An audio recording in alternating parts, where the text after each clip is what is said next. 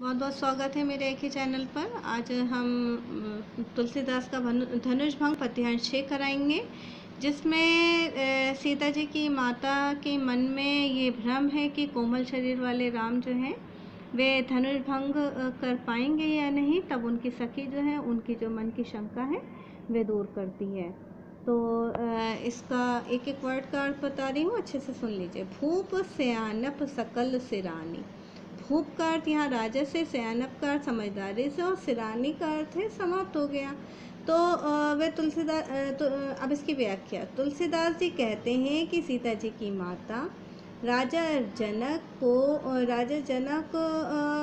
की उलाहना देती हैं, मतलब उन्हें बुरा कहते हुए कहती हैं कि चाहे कोई विश्वामित्र को समझाए ना समझाए, गुरु विश्वामित्र को कोई समझाए या ना समझाए, लेकिन राजा को तो समझना चाहिए था ना। राजा तो उनके पिता थे, राजा को तो समझना चाहिए था।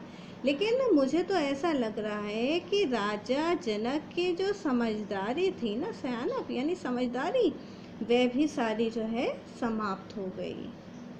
सखी विधि गति कछु जाती न जानी। अब विधि गति का अर्थ होता है विधाता की गति। तो यहाँ पर कह रही हैं कि मुझे तो ऐसा लग रहा है कि राजा जनक की सारी समझदारी समाप्त हो गई है।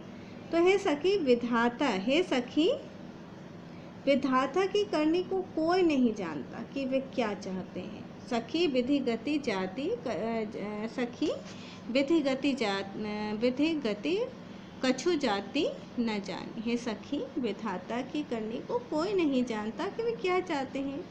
कुछ समझ में नहीं आ रहा, कुछ भी समझ में नहीं आ रहा। बोली चतुर सखी मृदुवाणी।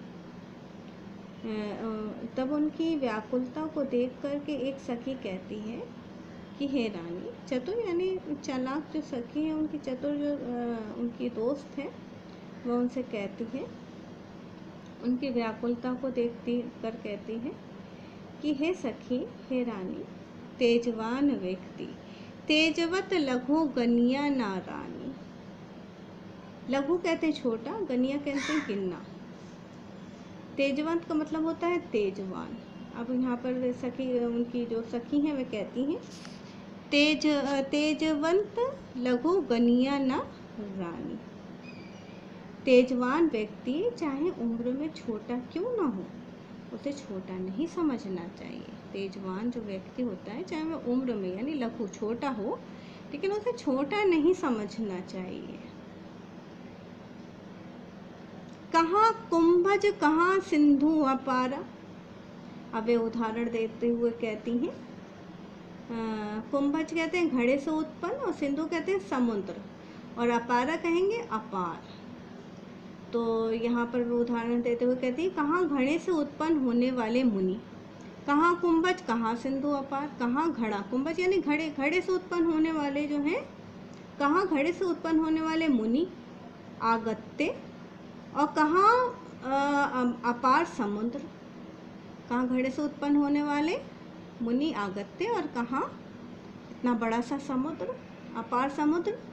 दोनों में कोई समानता नहीं है, दोनों में कोई समानता नहीं है। पर मुनि ने भी यहाँ पर सोष्यु का अर्थ होता है सोख लिया, सुजसु का अर्थ है सुयश, और सोष्यु का अर्थ सोख लिया, और सुजयु का अर्थ है सुजसु का अर्थ है सोयश।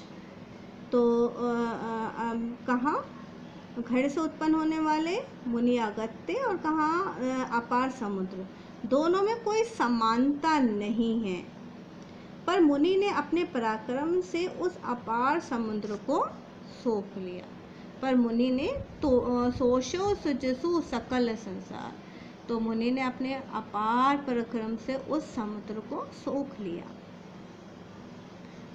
था। इसी कारण उनका यश जो है सकल संसार, उनका यश जो है सारे संसार में विद्यमान है। जिस प्रकार, अब एक और उदाहरण देती है, जिस प्रकार रवि मंडल देखत लघु लागा। रवि यहाँ पर अभी सूर्य से है, लागा यानी लगता है। जिस पर सूर्य का घेरा छोटा सा दिखाई देता है। कितना छोटा दिखाई देता है आकाश में, सूर्य का घेरा कितना छोटा दिखाई देता है।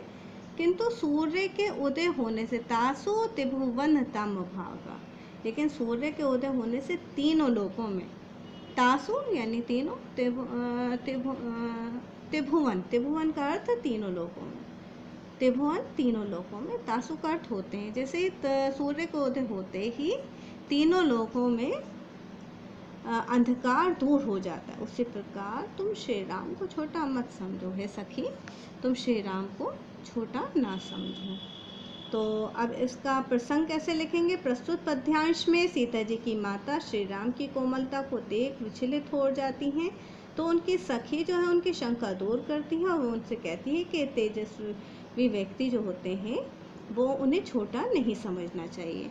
अब इसका काव्य का सौंदर्य क्या लिखेंगे। भाषा अवधि है, शैली प्रबंध है, गुण प्रसाद है, रसवीर है, छंद चौपाई है और अलंकार अनुप्रास है, भूप से आनप है। तो प और पा आ गया, सकल सिरानी स सा आ गया और कहाँ कुंभज में क का आ गया, इसलिए यहाँ पर अनुप्रास अलंकार है।